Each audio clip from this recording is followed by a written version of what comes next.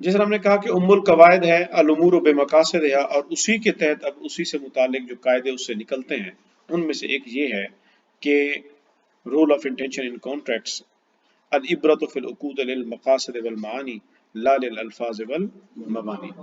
In contracts effect is given to the objective, effect is given, जो असर दिया जाता है, टू द ऑब्जेक्टिव्स, वो दिया जाता है मकासद को, एंड मीनिंग्स और मानी को, not to the words and phrases, ना के अल्फाज और उनकी बिना को, उनके ढांचे को, स्ट्रक्चर को वेट नहीं दिया जाता। यानी कॉन्ट्रैक्ट्स के अंदर जो एतबार है वो मकासद और मानी का होता है, ना के अल्फाज और मबानी का।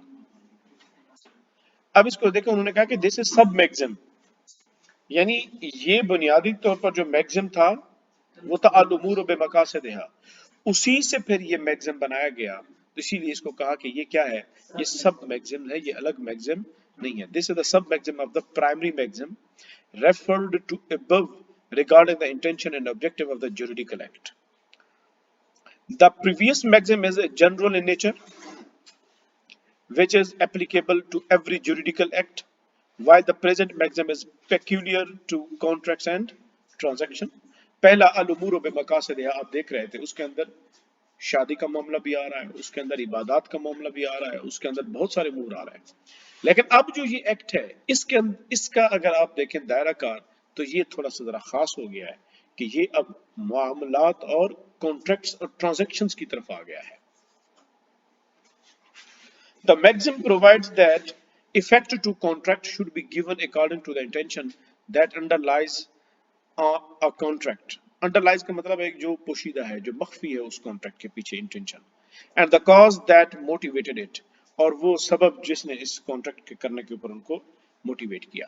It also suggests that while interpreting a contract, its intention, objective and motivating cause should be given primarily consideration, कि उसको सामने रखा जाएगा नीयत को ही। The intention and motivating cause determine the true nature of the contract besides determining its legal status in terms of validity or invalidity.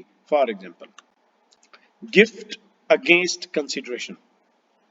मिसाल के तौर पर आप ये कहें कि जनाब मैंने आपको 30,000 के बदले में ये तोहफा दिया।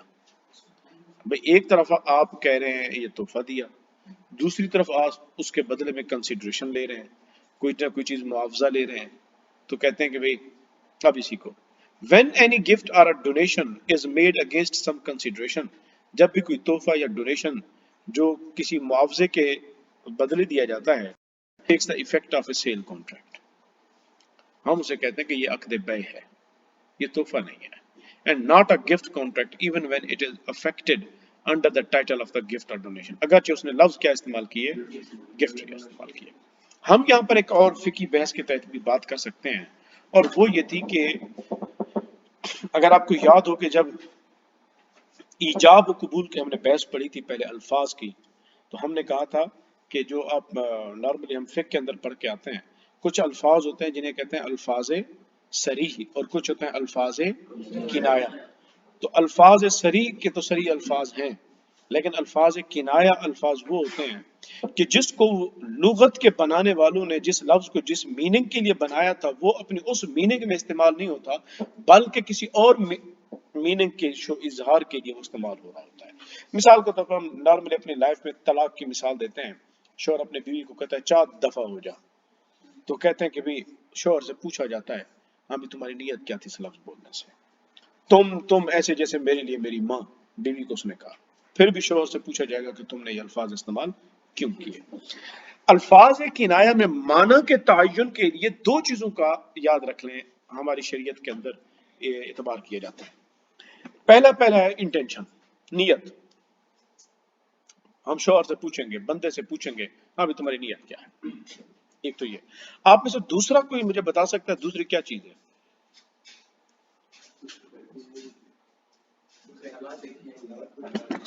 दलालत हाल, जिसके लिए हमारे फिक्र की इस्तिलाह है दलालत हाल। आप करीना कह सकते हैं दलालत हाल, हम इंग्लिश में उसे कहते हैं सिरकमस्टांशियल एविडेंस, कि सिरकमस्टांशियल एविडेंस दलालत हाल देखेंगे। अच्छा, दलालत हाल इतनी स्ट्रांग चीज है कि अगर दलालत हाल पाई जाए तो फिर नीयत का भी एतबार नहीं होता।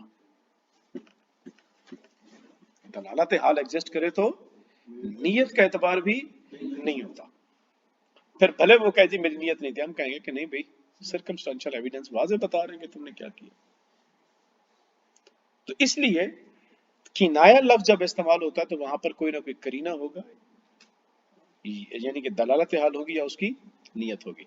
अब वो कहते हैं कि आपने जो कहा यहाँ इस फाइनेंशियल डीलिंग के अंदर कि मैंने आपको 30,000 रुपए के बदले में एक गिफ्ट किया, अल्फाज तो किनाया है। अगर आप कहते हैं ये सेल है तो आप कहते हैं यहाँ पर से जो गिफ्ट का लफ्ज है वो बै से किनाया है, वो बै से किनाया है।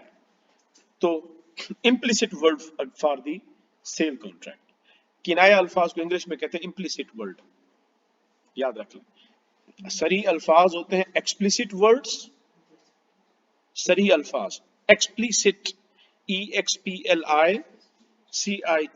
एक्सप्लिसिट, एक्सप्लिसिट वर्ड्स, और दूसरे होते हैं किनाया अल्फाज को कहा जाता है इम्प्लिसिट वर्ड्स।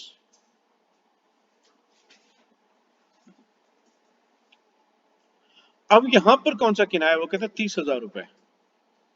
30,000 रुपए जो कीमत आपने बताई है, ये 30,000 रुपए खुद करीना है इस बात का कि ये गिफ्ट नहीं है, क्योंकि गिफ्ट का कोई मुआवजा नहीं होता, वो तो तबर्रो है। लिहाजा आपने चूंकि 30,000 रुपए बता दिए, अब नीयत भी नहीं पता आपकी देखी जाएगी कि आपने क्या नीयत की थी, चूंकि 30,000 रुपए खुद चीख रहे हैं कि जनाब इसका क्या मतलब है। तो इसी वजह से इसको मिसाल को वो इसी कायदे के तहत लेके आए कि हम अल्फाज का एतबार नहीं करेंगे बल्कि हम मकासद का एतबार करेंगे। Assignment of date with recourse, likewise a contract, the assignment of debt wherein the original debtor remain liable for the payment of the debt besides substituted debtor is a contract of surety even when it is contracted under the title of हवाला। अब मिसाल के तौर पर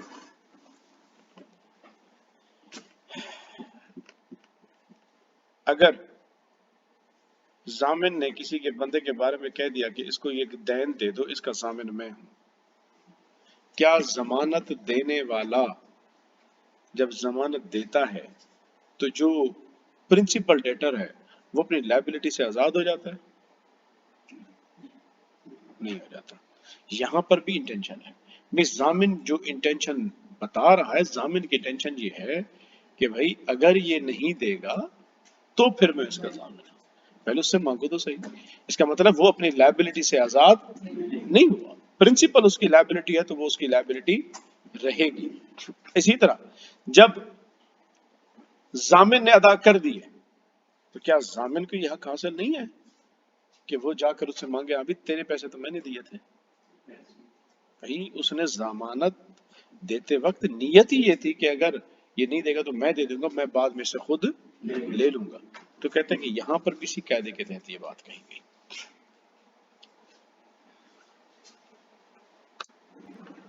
मुदारबा with all profit stipulation, अब इस्लाम ने इसको जायज नहीं किया। मिसाल के तौर पर रब्बुल माल मुदारिब से कहे कि ये बिजनेस करो, सारा प्रॉफिट मेरा, या मुदारिब कहे मैं बिजनेस करता हूँ, सारा प्रॉफिट मेरा, तो कहते हैं कि फिर इसको हम ये कहेंगे कि अगर मुदारिब सारे नफा की जो शर्त है वो अपने लिए रखता है तो हम कहेंगे कि ये कर्जा है।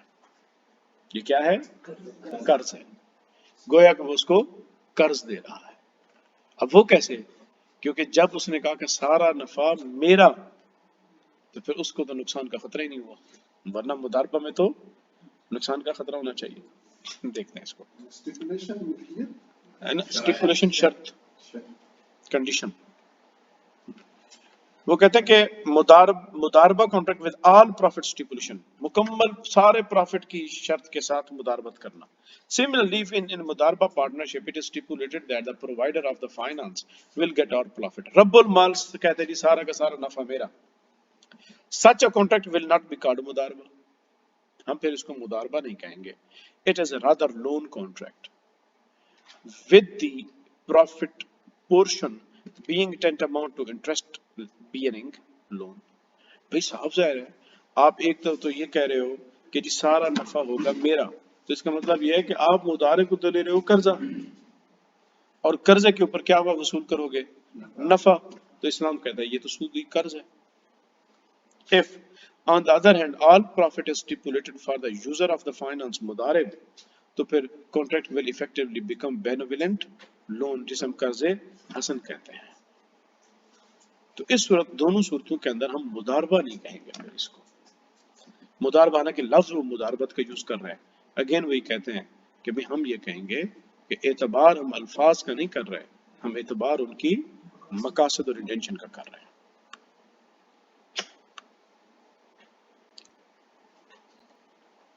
Preference share with predetermined returns. اچھا یاد رکھ لیں دو طرح کے شیئرز ہوتے ہیں. ایک کو ہم کہتے ہیں پریفرڈ اسٹاک اور ایک کو کہتے ہیں common share. Preferred stocks are not allowed, یہ یاد رکھ لیں. ترجیحی حصص اردو میں اگر کہیں آئے تو انہیں کہتے ہیں ترجیحی حصص، پریفرنس شیئر. اسلام میں ان کی اجازت نہیں ہوتی، کیونکہ یہ لوگ نقصان میں شریک نہیں ہوتے اور ان کو اس مہینے کا بھی منافع ملتا ہے جس مہینے میں کمپنی کو نقصان ہوتا ہے. اور جو کامن شیئرز ہوتے ہیں ان کو اس مہینے کا کوئی پروفٹ نہیں ملتا جس مہینے میں نقصان ہوتا ہے، بلکہ وہ نقصان اٹھاتے ہیں. اور اگلے مہینے میں منافع ہوگا تو ان کو اسی مہینے کا منافع ملے گا. اگر ایک کمپنی ہے نقصان میں جا رہی ہے اور اس کے کچھ شیئر ہولڈر ایسے ہیں جن کے پاس پریفرنس شیئر ہیں، کچھ کے پاس کامن شیئر ہیں، تو جب 2 مہینے کمپنی کو لاس ہوگا تو کسی کو بھی پروفٹ نہیں ملے گا. اور تیسرے مہینے جیسے نفع ہوگا تو ترجیحی حصص والوں کو سب سے پہلے ملے گا اور ان کو پچھلے 2 مہینے کا بھی ملے گا جن 2 مہینوں میں نقصان ہوا تھا. اسی وجہ سے کہتے ہیں ترجیحی، پریفرنس، کہ پریفرنس ان کو دی جاتی ہے. تو preference shares with predetermined returns, کہ پریفرنس شیئر کہ جن کے اوپر سب سے پہلے جو ریٹرن ہوتا ہے وہ بھی پہلے سے طے ہوتا ہے.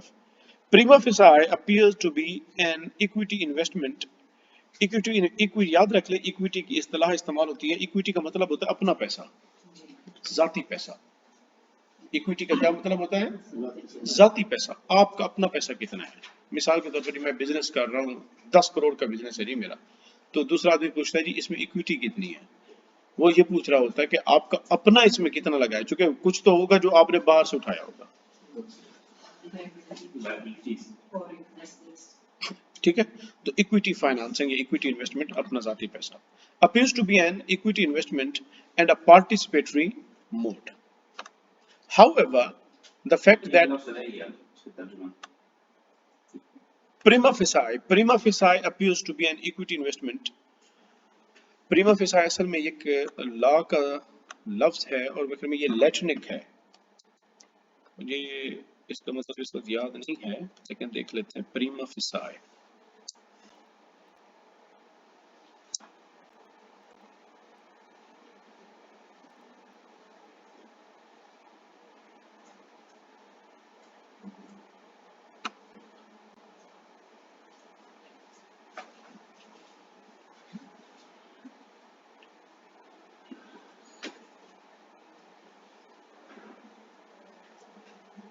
Prima facie is a Latin expression meaning at first sight or based on first impression. The literal translation would be at first face or first appearance, from feminine forms of primus and faces, both the indicative. At first ہاں پہلی نظر میں وہ کہتے ہیں appear to be an equity investment and participatory mode.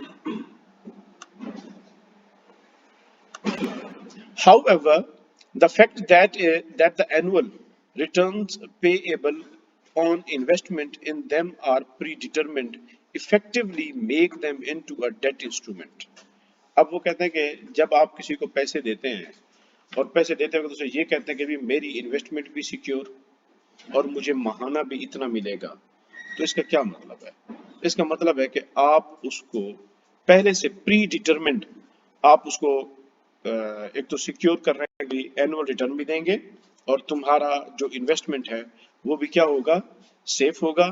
تو وہ کہتے ہیں کہ یہ کانٹریکٹ کو کیا بن رہا ہے، ڈیٹ انسٹرومنٹ، کہ آپ اس کو قرض دے دیا اور اس کے بدلے میں آپ کو وہ پیسہ دیں گے. However, the fact that annual returns payable on investment in them are predetermined, جو کہ پہلے سے طے ہوتی ہے، effectively make them into a debt instrument. یہ اس سرمایہ کاری کی رقم کو ڈیٹ دین بنا دیتی ہے. کیا بنا دیتی ہے؟ دین. That too on an interest bearing basis. تو یہ کیا بن جائے گا؟ سودی دین بن جاتا ہے. ایک تو آپ کا بھی انویسٹمنٹ بھی واپس ملے گی، اس کے اوپر آپ کو منافع بھی ملے گا. Thereby making them invalid or حرام ابینیشو. ابینیشو کا مطلب ہوتا ہے فرام دا بگننگ.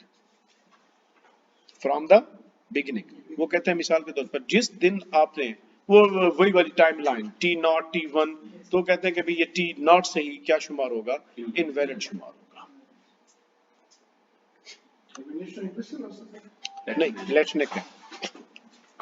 لا کے اندر کچھ چیزیں اصطلاحی جو ہے نا لیٹنک ہے. It is pertinent to note that form versus substance، وہی والی بات کہ ظاہری شکل و صورت اور اس کی تفصیلی طریقہ کار. Form versus substance debate exists while deciding many matters in the conventional arena of accountancy and finance. تو اس کے اندر بھی اس کی بڑی بحث ہے. Whereas in case of Islamic financial matters based on the above maxims, even though substance takes precedence over form. However, both substance and form still need to comply not only with the Sharia requirement of transaction, but also with its objectives. شریعت میں دونوں کو اہمیت دی گئی ہے کہ وہ دونوں کے دونوں شریعت کے مطابق ہو، یعنی مقاصد شریعہ. Selling grapes is a Sharia compliant transaction. However, selling them to the winery conflicts with the مقاصد شریعہ. اب یہ جو ابھی عقود کا اعتبار ہوگا، اب اس کو وہ دکھا رہے ہیں کہ ماڈرن اسلامک فائنانس کے اندر اس کا اطلاق کہاں پہ ہو رہا ہے. اب وہ کہتا ہے جی اسٹیٹس آف کرنٹ ڈپازٹس، یعنی یہ جو کرنٹ اکاؤنٹ ہے اس کو ہم کہاں پہ شمار کریں، اس کے اوپر یہ رہا ہے. Another example which shows that the true nature of the contract is determined by objective and purpose of the contract is the current deposit of commercial banks. The contemporary Muslim scholars treat it as a loan contract rather than as a wadiya or amana contract. The reason is that it does not conform to classical notion of wadiya. وہ کہتے ہیں اس کو ودیت ہم کہہ نہیں سکتے کیونکہ یہ جو کلاسیکل جو ہمارے فقہ کی اصطلاح کے اندر ودیہ کا لفظ استعمال ہوتا ہے، یہ اس کے اندر اس کی میننگ جو اس کے اندر نہیں پائی جاتی. The contract of Vidya in the contract of Islamic law is a trust in the hands of the trustee, yet depository, for the purpose of safekeeping, which is not subject to liability. اس کی ذمہ داری نہیں ہوتی، لیکن current account میں ذمہ داری ہے، تو پھر اس میں ودیت کا معنی نہیں پایا جائے گا. Thus, if it is destroyed without the negligence or the fault on the part of the trustee, he will not be held liable. The depositor alone will bear the risk of loss. جو مالک ہے وہی beer کرے گا. لیکن جو bank کے deposit سے current, کیا اس میں بھی ایسا ہوتا ہے کہ جی بینک کو آگ لگ گئی، ڈپازٹ میں سارا پیسہ جل گیا، تو کیا اس طرح ہوگا؟ اگر ہیکر آ گئے کرنٹ اکاؤنٹ کا لے اڑے تو لائبلٹی آپ کہتے ہیں. تو پھر کہتے ہیں کہ اس کا مطلب اس میں ودیت کا معنی تو نہیں پا گیا. Another feature of the contract of wadiyah is that object cannot be used by the depository. آپ ایک طرف یہ بھی کہتے ہیں کہ وہ اس کو استعمال بھی نہیں کر سکتا. He is obliged to return the same thing which was originally deposited by its owner.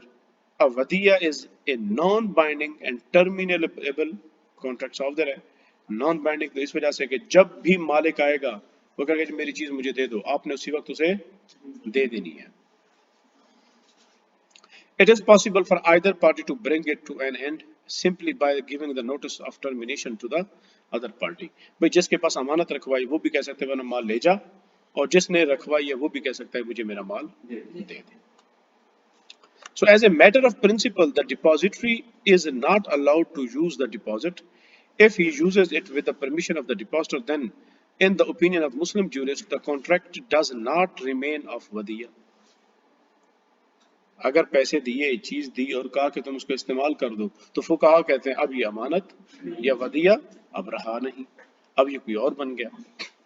Instead, it is converted into either into loan contract or agency or partnership contract. اب جب وہ کرے گا تو یہ تینوں میں سے کوئی ایک بن جائے گا.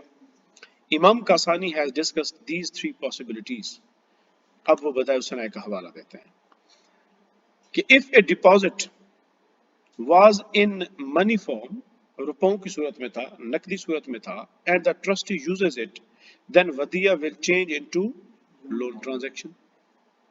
Any income drawn from its use will accrue to the custodian of deposit. اور وہ پیسے استعمال کرنے سے جو بھی منافع ہوگا وہ منافع کس کا شمار ہوگا؟ وہ کسٹوڈین کا شمار ہوگا، جس کے پاس پیسہ رکھا ہوا تھا وہ اسی کا منافع ہوگا. مطلب ہے اگر آپ کے پاس کوئی 10 لاکھ رکھوا گیا، آپ کے پاس امانت تھا، آپ پر لازم تھا کہ آپ اسے 10,000 کو استعمال نہ کریں، لیکن آپ نے 10 لاکھ کے ساتھ کوئی بزنس کیا ہے، اس کے اوپر وہ پروفٹ ہے، تو وہ پروفٹ پھر آپ کا ہے، ڈپازٹر کا نہیں ہے. اب وہ چونکہ ڈپازٹر جو ہے اب یہ امانت رہا نہیں، اب یہ قرضہ بن گیا. اب آپ کا اگر 10 لاکھ ڈوب جاتا ہے بزنس میں تو نقصان امین کا نہیں ہوگا، نقصان مالک کا نہیں ہوگا، آپ کا ہوگا.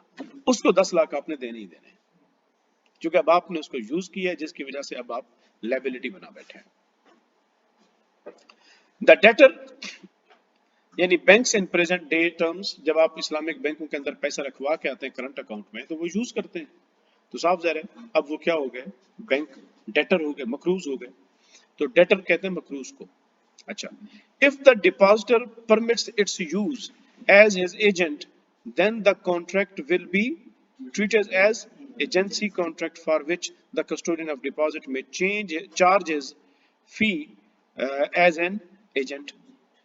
یعنی کہ اگر کوئی آپ کو پیسے دے کے گیا یا یہ میرا 10 لاکھ کہیں انویسٹ کرو تو کہتے ہیں آپ کو اس نے وکیل بنایا ہے انویسٹمنٹ کا، اسے کہتے ہیں وکالہ بالاستثمار. اس باب استفال کے ساتھ سمر سے میم رے، سمر سے باب استفال، استثمار بار آور کرنا، تو وکالہ استثمار بنے گا، یعنی اس نے آپ کو وکیل بنایا ہے انویسٹمنٹ کا. Investment agent in present day terms, جس طرح کہ آج کل انویسٹمنٹ ایجنٹ ہوتا ہے. But if he allows him to use it on the basis of profit and loss sharing, then the contract will be converted into مضاربہ contract. اگر اس نے آ کر پیسے دیے اور کہا کہ یہ 10 لاکھ لو اور اس کے ساتھ بزنس کرو، ہم آپس میں منافع کریں گے، تو یہ اس کا دینا مضاربہ شمار ہوگا. تو یہ امام کاسانی نے 3 چیزیں انہوں نے امکانات اظہار کیے کہ اگر کوئی پیسے دیتا ہے آپ کو تو یہ اس کے 3 امکانات اس کے ہو سکتے ہیں. Now if we apply these rules to the current deposit، جو اسلامی بینکوں کے جو کرنٹ ڈپازٹ ہیں، تو کہتے ہیں اگر ان اصولوں کا اطلاق ہم ان پہ کرتے ہیں تو we find that it is in sharp contrast to the fiqhi Vidya. وہ کہتے ہیں پھر تو اس کے اندر بالکل ہی واضح فرق نظر آتا ہے کہ جو ہمارا جورسٹک یا فقہی جو امانت کا تصور ہے اس کا تعلق اس کے ساتھ قطعاً نہیں بنتا. Some of the points of differences are as follows. The bank utilizes the deposits which is not allowed in case of Vidya. امانت میں اس کا کوئی تصور نہیں ہوتا چونکہ بینک کو استعمال کرنے کی اجازت جس شخص نے، اگر تو آپ کہیں کہ یہ امانت ہے تو جس شخص نے جو کرنسی نوٹ جمع کروائے تھے اس کے اوپر جو کرنسی نوٹ کے ڈیجٹس لکھے ہوئے تھے پھر تو آپ کو وہی کرنسی نوٹ ہی واپس کرنے چاہیے. بات سمجھ آئی؟ لیکن آپ کو واپس کیا کی جاتی ہے؟ مالیت. آپ کو واپس مالیت کی جاتی ہے، وہی نوٹ نہیں کی جاتی. The bank mixes it with the other deposits. جبکہ امانت کو دوسری امانتوں کے ساتھ مکس کرنے کی اجازت نہیں ہوتی. The bank always guarantees its safe return. اور بینکیں یہاں پر کیا کرتی ہیں؟ ہمیشہ آپ کو کہتے ہیں جی آپ کا پیسہ محفوظ ہے، کچھ بھی ہو جائے ہم نے تو آپ کو واپس لوٹانا ہی لوٹانا ہے، جبکہ امانت میں ایسا نہیں ہوتا. In other words, it bears all liability and risk related to the deposited money. वो सारे के सारे रिस्क और खतरात जब इस बैंक जो है वो अपने जिम्मे ले रहा होता है, जबकि इसके अंदर लाइबिलिटी ले रहा है, और लाइबिलिटी अमानत के अंदर नहीं होती. The bank does not return the same, और वही चीज वापस नहीं लौटाता deposited money, but it's similar and identical value on demand. जब वो तलब करता है तो उसको उसकी बराबर की चीज मिल जाती है, वही नहीं मिलता. तो वो मामलात में जब हम ये किसी के पास कोई चीज रखवाते हैं, जैसे रकम रखवाते हैं किसी के पास, तो उसमें हम तो अगर हम आगे पीछे कर लें तो उसका शरीय तसव्वुर खत्म हो जाएगा. शरीय तसव्वुर खत्म, वो लोन हो जाएगा, कर्ज हो जाएगा. अगर आपने इस्तेमाल कर लिया तो फिर वो कर्ज हो गया. It is pertinent to note that most of the civil codes of Muslim countries categorize banking deposits as well as deposit with authorization to utilize it as a loan contract. Egyptian law, मिसाल के तौर पर उन्होंने मिसाल पे लाए हैं मिस्र का कानून. If a deposit is in money form or it is consumable thing that the depositor has allowed the depository to use it, then the contract will be treated as a loan contract. मिस्र के अंदर भी से यूं ही treat किया जाएगा, लेकिन उन्होंने भी इसको वदिया का लफ्ज इस्तेमाल नहीं किया. तो इसलिए जो बैंकों में ये तस्वीर कहते हैं कि उलमा जो है वो सेविंग अकाउंट या इसमें हम उस तरफ आते हैं. ये अभी चूंकि हम करंट अकाउंट की बात पढ़ रहे हैं. This position conforms to the ruling of early jurists. Renowned early jurist Allama Buhuti writes that deposits with the permission to use it is a loan at the risk and liability of the custodian of the deposit. वो कहता है कि अगर इजाजत दे देते हैं तो फिर वो क्या नहीं रहेगा, अमानत नहीं रहेगा, क्या बन जाएगा, इज लोन, वो कर्जा बन जाएगा. फिर कर्जा जब बन जाता है तो फिर मकरूज उसका मालिक बन जाता है. अब उसके रिस्क भी उसी के, उसके ऊपर फिर लाजिम क्या आ जाती है, लायबिलिटी आ जाती है कि जब भी उससे मुतालबा किया जाएगा कर्ज खा वाला तो कर्ज खा उसके पैसे उसके दे देगा. सिंस करंट डिपॉजिट्स यानी करंट अकाउंट इस्लामी बैंकों के establishes the relationship of creditor and debtor. इसका मतलब है अमीन अमानत का हुक्म यहाँ पर नहीं होगा, यहाँ पर फिर किस चीज का होगा, कर्ज खा और मकरूज का ताल्लुक होगा, क्रेडिटर और डेटर का ताल्लुक होगा, between the depositor and the bank. Depositor हो जाएगा क्रेडिटर, पैसा देने वाला, कर्जा देने वाला, और बैंक हो जाएगा इस्लामी बैंक, कर्जा लेने वाला. It is not lawful for the bank to extend some extra services or privileges to the depositors because it amounts to riba. अब इस्लामी बैंक को ये इजाजत नहीं है कि करंट अकाउंट के ऊपर वो अपने डिपॉजिटर को कोई उसका बेनिफिट दे या उसको कोई मुनाफा दे. अगर करेगा तो ये रिबा हो जाएगा. This is in fact a benefit given to the creditor, यानी डिपॉजिटर को फिर ये बेनिफिट देना होगा on account of his loan, कर्जे की बुनियाद पर होगा, साफ जाहिर है. So this has been prohibited in a famous precepts. Every loan that entails benefit is riba. Kullu qarzin jarra manfi'atan fahuwa riba. This means that if the bank, which is a debtor in the context of current deposit contract, extends some benefit to its depositors, creditors in the above contract, then the bank is in fact giving some over and above principal amount to its creditor, which is obviously form of riba. फिर ये मतलब है कि भाई ये सूद ही बन रहा है. In the context of the loan transaction, a free service to a creditor may open as a backdoor of riba. और भाई हम आपको फ्री सर्विसेज देंगे, आप हमारे पास करंट ओपन, इसका मतलब है आप उसको फिर बैकडोर दे रहे हैं ना, शिबा रिबा हो जाएगा जिसे हम कहते हैं. So on the basis of the principle of सद्दुज ज़राए, blocking the means to some evil, this should be avoided. इसका है जिस तरह इमाम अबू हनीफा रहमतुल्लाह अलैह के बारे में मशहूर है कि आप जनाजा पढ़ने गए तो आपने उस आदमी मकरूज था आपका, उसकी दीवार के साए में भी आपने ठहरना मुनासिब नहीं समझा था. Some invalid transaction. In the following pages, we will discuss some cases where the validity or invalidity of contract has been determined by the Muslim jurist with regard to intention and motivating cause, not to the apparent form of contract. अब ये जो है बैईना की जिस तरह के बैईना, इसके ऊपर मैंने ऑलरेडी एक क्लिप ही बनाया हुआ है अपना वीडियो का, उसके अंदर भी इसको देखा जा सकता है. बाई बैक है. बाई बैक का मतलब होता है कि दो पार्टीज होती हैं, दो फरीक होते हैं, और उसके अंदर एक फरीक अपना एसेट बेचता है اگر مقروض بیچے گا اپنا ایسٹ جس کو پیسوں کی ضرورت ہے تو وہ اپنا ایسٹ بیچے گا لو کیش پرائس پر، پھر واپس خریدے گا ہائی کریڈٹ پرائس پر. بعض اوقات ایسا بھی ہوتا ہے کہ کریڈیٹر اپنا ایسٹ بیچتا ہے، وہ بیچتا ہے لو کیش پرائس پر اور پھر واپس پرچیز کر لیتا ہے ہائی کریڈٹ پرائس پر. تو اس کو جو کہتے ہیں، ہم کہتے ہیں بائی بیک، بیعینہ، کہ چیز اپنے مالک کے پاس واپس لوٹ آتی ہے. تو اسلام نے اس کو کیا قرار دیا؟ حرام قرار دیا. اس کی اجازت نہیں ہے. وجہ کیا ہے؟ اگین وجہ وہی انٹینشن ہے، کیونکہ آبجیکٹو اس کے اندر سیل نہیں ہوتا. آبجیکٹو کیا ہوتا ہے؟ آبجیکٹو ہوتا ہے قرض دے کر اس کے اوپر منافع کمانا. تو اسی آبجیکٹو کی وجہ سے شریعت نے بیعینہ کو حرام کیا، اور اپنا اس مثال کو بیعینہ کو بھی اسی قاعدے کے تحت لے کے آئے کہ العبرة فی العقود للمقاصد والمعاني لا للألفاظ والمباني. تو یہ ساری بحث جو ہے اس کی بیعینہ کے پرسپیکٹو میں کی گئی ہے. بیع بالوفا، یہ بھی میں نے آپ لوگوں کے ساتھ ڈسکس کیا ہوا کہ بیع بالوفا کیا ہوتی ہے. کہ جس طرح کے ایک زمانے میں بخارا کے اندر تھا، ہو گیا تھا کہ بھی اگر آپ اپنی کوئی چیز رہن رکھوائیں گے اور رہن کو استعمال کرنے کی بھی اجازت دیں گے تو اب صاف ظاہر ہے رہن وہی بات ہے، رہن اگر آپ نے رکھا ہے تو اس کو استعمال کرنے کی اجازت نہیں ہو سکتی. تو اس کا طریقہ پھر یہ کیا گیا کہ وہ جو مال مرہونہ ہوتا ہے اس کو مرتہن کے ہاتھ بیچ دیا جاتا ہے اس قیمت کے عوض جو اس کو قرضے میں ملی ہوئی ہوتی ہے، اور وہ اس کو استعمال کرتا رہتا ہے. اور یہ پہلے سے طے ہوتا ہے کہ جب تم وہ قیمت آ کے لوٹا دو گے تمہاری چیز تمہیں واپس مل جائے گی. تو چونکہ وہ اپنا وعدہ وفا کرتا ہے اس وجہ سے اسے کہتے ہیں بیع بالوفا.